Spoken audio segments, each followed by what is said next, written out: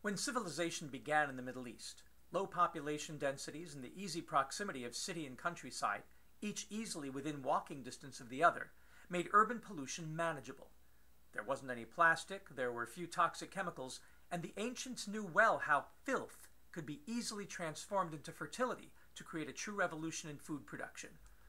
With ever larger densities of people who usually moved into or next to the new cities with their animals, closing the cycle to grow more plants and feed ever more animals and people was easy.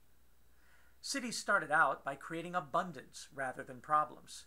With all the non-eaten food wastes available, and all the nutrient-rich wastes from digested food, read manures and toilet wastes, the city and its immediate environment actually became some of the richest places on Earth. People today don't think about city garbage as something good, but not so long ago both food waste and night soil, a euphemism for toilet wastes, were collected from urban centers and carted out to surrounding farms and fields. And in the Middle East in the past, as in certain quarters today, like the Zabaleen trash recycling community of Cairo, where I did my PhD research, animals lived with people in the city, because that's the easiest place to find food for them. Unlike the situation in other poor areas in the world, among the Zabaleen I always was able to eat meat. Also, a substantial amount of food plants was grown in cities, a practice that kept many alive in walled cities like Jerusalem during sieges. And history records the Hanging Gardens of Babylon, one of the 7 wonders of the ancient world, where huge trees were said to bear fruit as abundantly as if they were growing in their natural environments. That's a quote. The city, after all, is where the solar energy and nutrients and irrigation water found in food grown on farms ends up, and there's plenty of gray water available. No wonder that so many animals chose domestication. No wonder that humans decided to become civilized after nearly 70,000 years as hunter-gatherer nomads. City life created abundance greater than any life form had seen in the history of the earth, particularly in desert areas. And it's because the city is such an exciting historical oddity that I became an urban planner, working as an Arab American on urban ecology issues in the Middle East and North Africa, where much of what we call civilization began. Of course, the sheer availability of stored solar energy and water and nutrition found in urban kitchen, bath, and toilet wastes didn't always attract the best citizens, especially when it wasn't properly recycled. Where people ignored the lessons of Nexus thinking and allowed the right materials to accumulate at the wrong concentration at the wrong time in the wrong place, other organisms that could see or sense their potential for their use in the Darwinian struggle became a problem. Forest animals like rats discovered the urban cornucopia was far richer than anything they could find in the countryside, and the results were nothing like we see in the Disney film Ratatouille. Instead, it led to tragedies like the bubonic plague. Microbes that had been kept in check in more complex ecosystems like E. coli and cholera and typhoid were able to proliferate in the nutrient-dense but biodiversity-poor urban environments. But instead of trying to understand the simple ecology of biological waste transformation and trying to design our growing cities to work well with nature, we declared war on the harmful organisms who proliferated in our urban environments. And once ecosystem services were damaged in this war, which was waged without regard for the beneficial organisms, we created a downward spiral into what is called a low-level equilibrium trap that sometimes seems very difficult to get out of. The results were the development of a concrete jungle and a culture that made organic waste something to sterilize or flush away or bury as quickly as possible rather than use to green the city. This attempt to put organic wastes out of sight, out of mind, and ignore the solutions suggested by the food, energy, water nexus approach was a mistake that we are still paying for.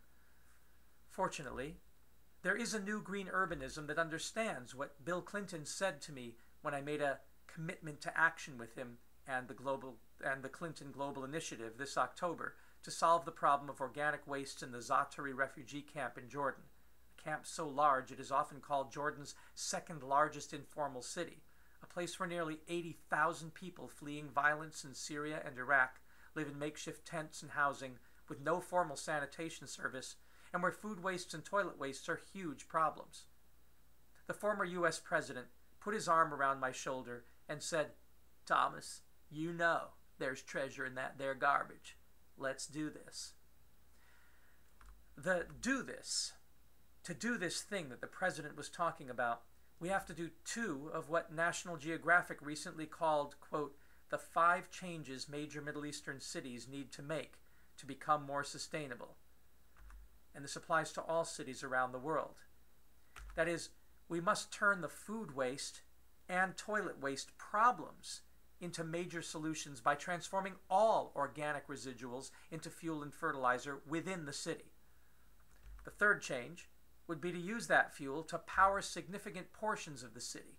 And the fourth is to use the fertilizer to grow food in the city through vertical urban farming. The fifth is then to keep all inorganic waste in the city as process inputs for a closed-loop industrial ecology solution. Now, the good thing is that in many places in the Middle East, this is already beginning to be done, something that became apparent when I was keynote speaker at the International Alternative Fuels Conference in Kayseri, Turkey, December 2nd through 4th of this year. My own work is focused on transferring do-it-yourself and commercial Indian, Chinese, and Israeli home and community scale urban biodigestion technology to poor communities in Egypt and Palestine.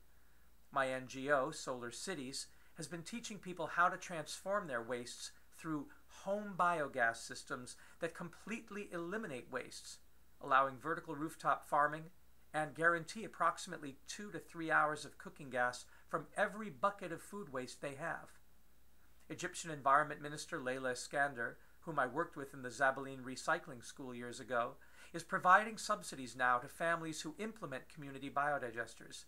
And scientists and policymakers from Sudan to Saudi Arabia to Turkey are exploring the cradle-to-cradle model of industrial ecology. On a larger scale, when I visited the cutting-edge Masdar city in the United Arab Emirates with a team from National Geographic, we learned that Masdar is leading the region in the Waste-to-Energy Initiative. An article in the national UAE newspaper said that the city of Abu Dhabi produces 1 million tons of municipal waste a year, so much that if it was all put in a landfill, the landfill would equal the size of the city itself in 1 generation. However, the article said, quote, biological conversion of organic fractions of waste has great potential to produce renewable fuels and biochemicals. It also has a valuable byproduct, a nutrient-rich residue that can be used as fertilizer or compost in combating desertification by putting nutrients back into the UAE's farmlands, end quote. On a small scale or a large scale, the truth is that doing this is actually easy and cost-effective, and it is something that humanity has understood since history began. It's time we went back to get to the future. The Middle East, with its rich history as the cradle of civilization, may be the best place to lead the way.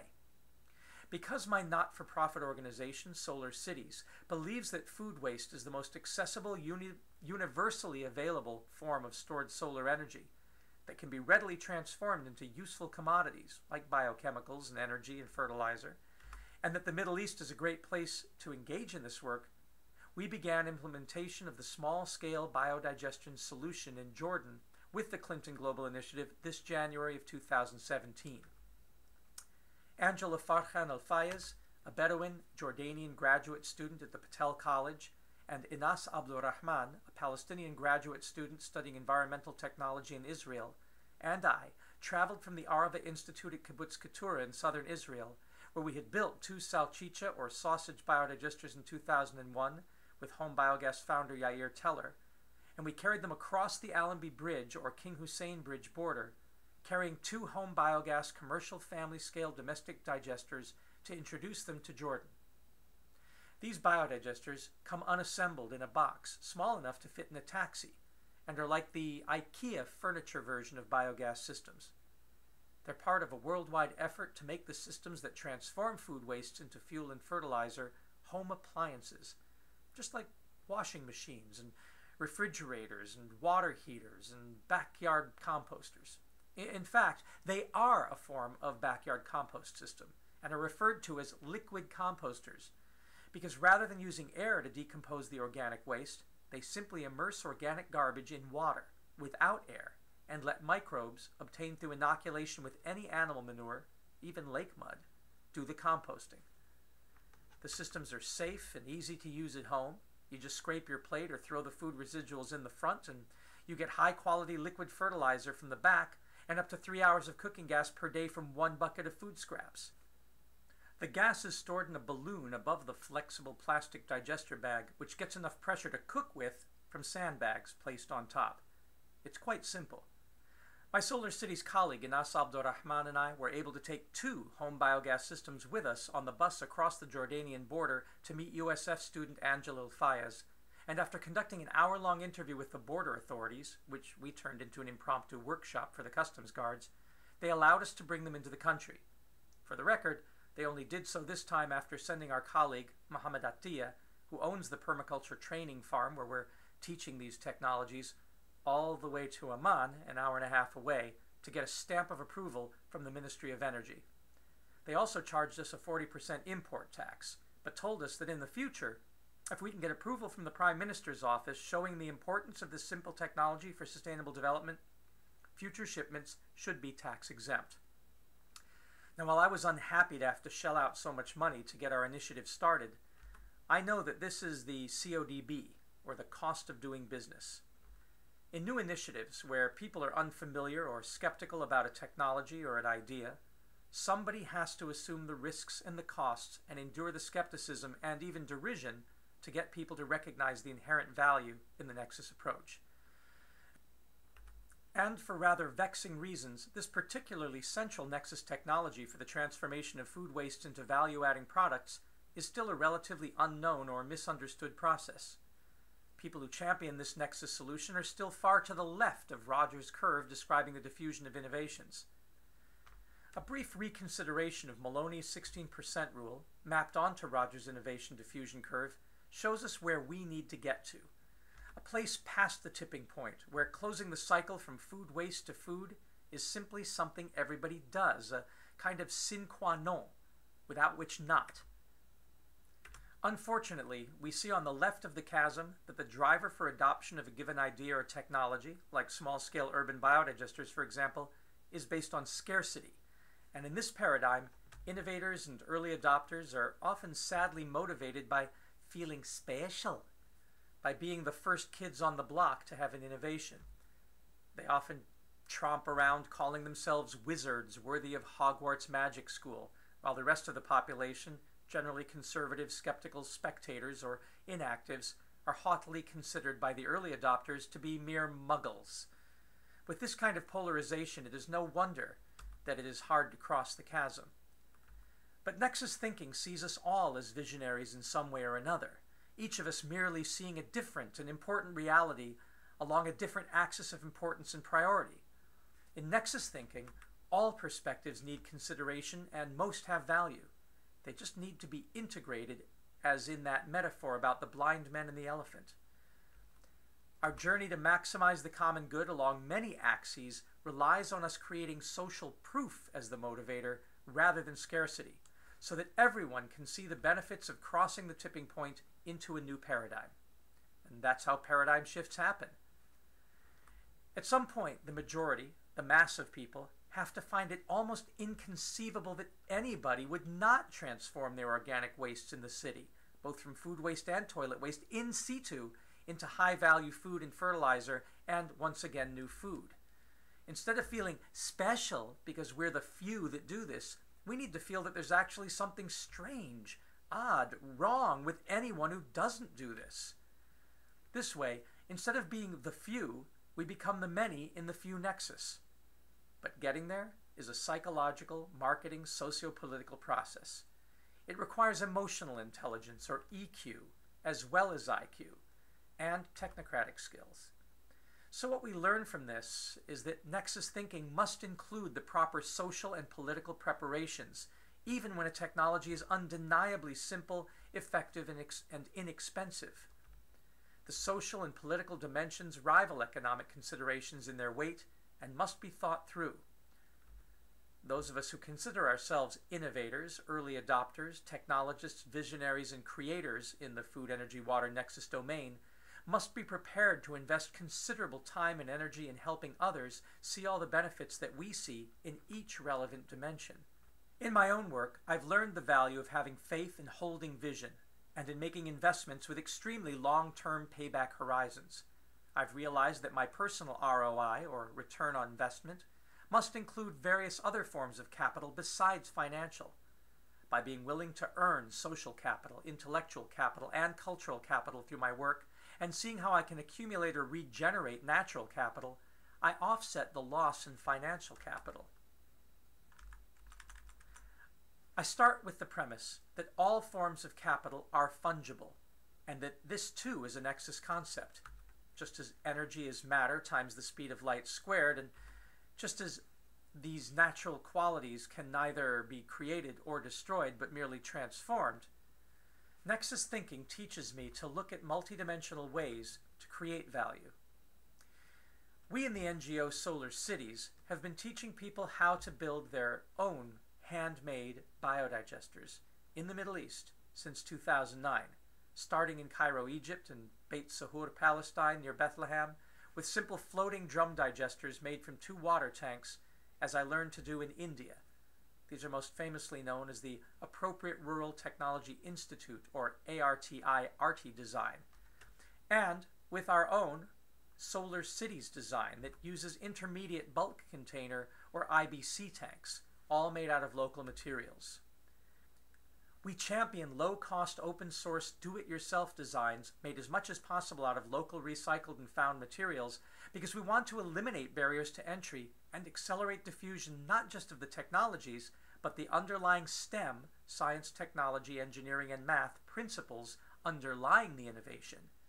We do this because we want to help create a culture club that sees eliminating wastes and turning them into clean energy and clean water and healthy food as the new normal at every scale, regardless of income level or education level.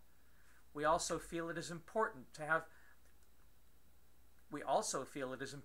professional factory-made commercial systems as part of our efforts, because the average citizen, let's face it, isn't very likely to put in the time or the effort to make or maintain their own system. Also, with any insufficiently understood system, if they are constructed wrong, they may leak or not function properly, leading to abandonment of the system and rejection of the very concept of household and community scale biodigestion and biogas. It certainly can't hurt you. I mean, you could singe your eyebrows. But we have learned that to get this vital solution beyond the early adopters stage, we need that social proof to be incontrovertible. The interesting and perhaps disturbing thing about these food and toilet waste transformation technologies and techniques and their application is once again that there really isn't anything new about them, and they were being done in many locations around the world for many hundreds of years. It could have solved all the pollution and disease problems caused by organic wastes since the beginning of civilization. One of our students in the very first Navigating the Few Nexus course at the Patel College of Sustainability at USF, Tampa, Yilong Wang, reflected on our first class lecture and wrote to the class, "In the video of Few Nexus episode, Professor Thomas H. Culhane said, waste is simply the right thing in a wrong place, a wrong time, or a wrong concentration. I resonated with this because in my country, China, there were always a lot of ways to contribute waste as a resource to another system. For example, I was told that the water we use for cleaning raw rice can be used for watering potted or home-planted food, and my mother did that for a long time when she was planting peppers in caraway. However, with rapid development, she does not do it anymore because in our modern life we do not have to consider to save water since we have no worries about water bills. It is sad that recycling is actually decreasing in China at a time when we have exceeded our resources. Another example of implementing waste as a resource happens in my grandparents' home. My grandparents, she said, live in the country. They have a yard which surrounds their house. Different vegetables and trees are planted in the yard so that the vegetables and fruits can always satisfy them. The beauty of their yard is that they never apply chemical fertilizers and pesticides to the plants, since there is an unflushing or composting toilet in the yard.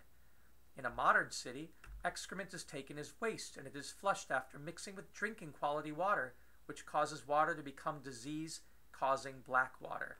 However, in my grandparents' home, excrement is collected for fertilizing the plants. End quote. Another Chinese student in the class, Qiuan Wang, wrote, "There are many examples in my life. In China, many farmers will take food waste and bury it in digesters. After a certain period of fermentation, the digesters will produce methane gas that is released through microbial action. Methane gas is used for cooking or heating water. This is what I know about food and energy nexus from my life in China." End quote. Our Chinese students know all about it, and in fact, this nexus solution has been going on for so long in China that Marco Polo commented upon it when he returned along the Silk Road to Europe from the Orient in the 1300s. So what happened? Well, we could talk about the era of cheap oil and of perverse energy, water, and food production subsidies causing severe market distortions. That is certainly true. We know that almost all of the technologies considered cutting edge by the sustainability and eco-conscious crowds today are also really old.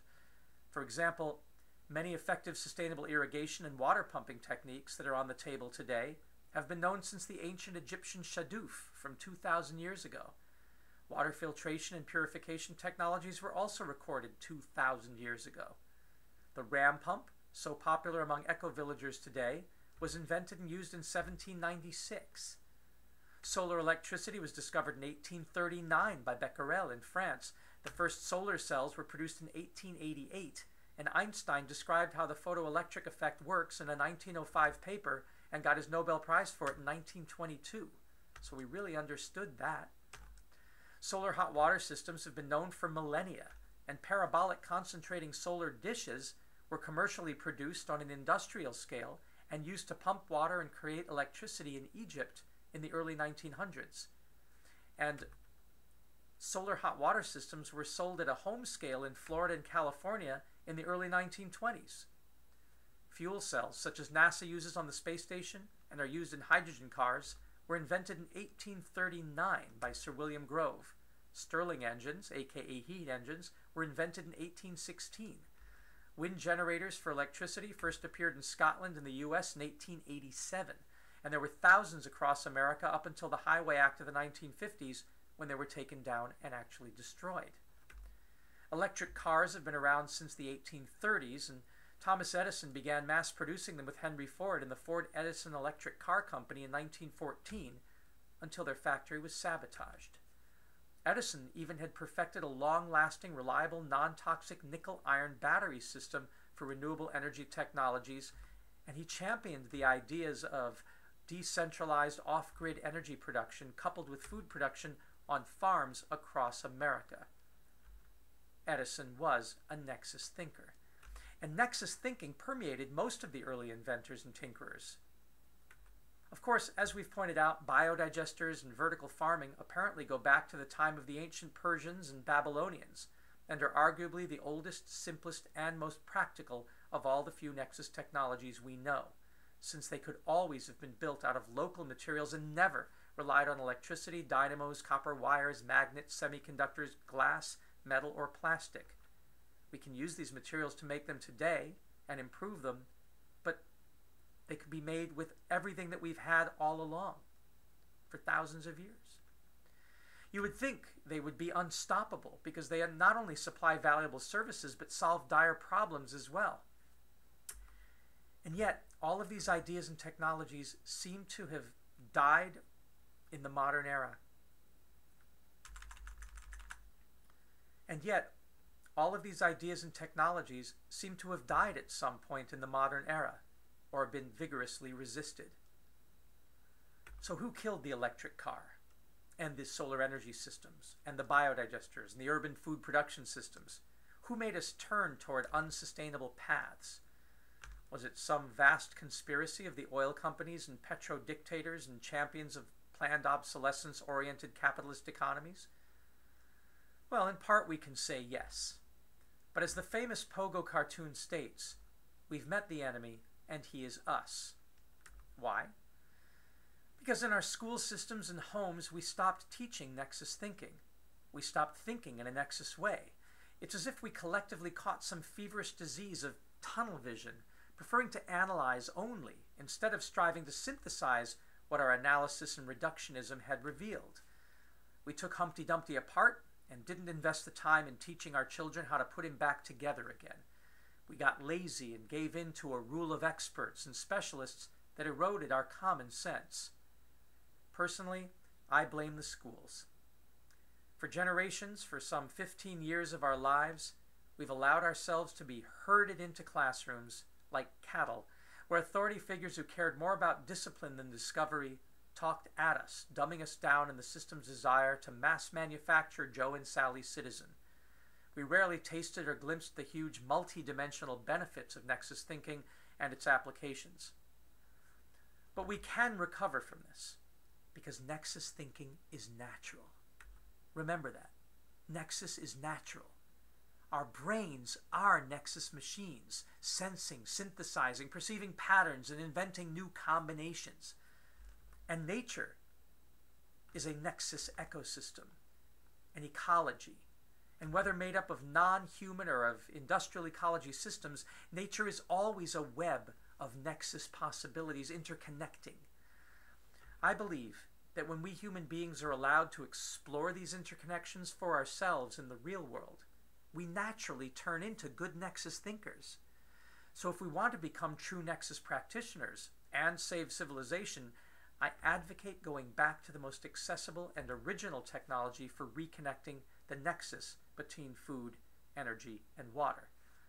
I advocate looking at the wastes we all produce in our homes and villages and towns and cities, wastes that currently contaminate our water and air and soil, and take personal responsibility for turning them back into clean water and air and healthy soil and new food in a never-ending cycle. I advocate doing it at home and in our communities as an activity we can all engage in on a personal level, a level that embeds and encodes Nexus thinking into our daily lives in an inescapable manner. I advocate reclaiming food waste in the city as the easiest starting point for Nexus thinking, and that we follow that path as it blossoms out into every other aspect of the Nexus until we truly eliminate the very concept of waste, and from that waste-free vantage point, when our cities and countrysides are so clean and resources so efficiently used, look again at all the other technologies we have now and have had for so long, simple, complex, traditional, and exotic, and see how then to fit them into the reconceived Nexus puzzle. My own belief is that once we take care of all of our so-called organic wastes or organic residuals, once we take care of our own SHIT, so to speak, the rest will be rather easy, and we can create and live in truly sustainable cities and thereby truly save civilization, and at the same time bring back all the wilderness and wild creatures that we've needlessly sacrificed in its creation. For in the Nexus, not only need there be no waste, but no extinctions either, and hence no collapse of civilizations or life support systems or ecosystems. In the Nexus, we thrive.